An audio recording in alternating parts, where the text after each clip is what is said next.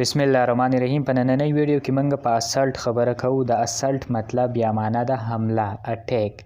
فزیکل اسالت یعنی جسمانی حمله، دغسې وربل اسالت زبانی حمله، د خبرو د لارې په چا باندې حمله کول، په هغه باندې الزام لګول.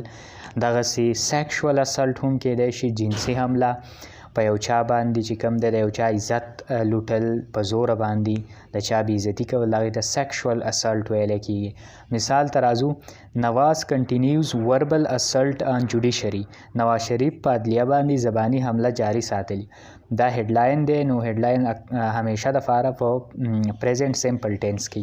د دې مطلب دا دی چې نواز شریف چې کوم دی نو هغه په عدلیه باندې کوم چې هغه د مخکې نه هم دغه حملې کوي، زبانی حملې په عدلیه باندې کوي چې یاره زموږ عدلیه یا عدالتي سیستم ټیک نه دی.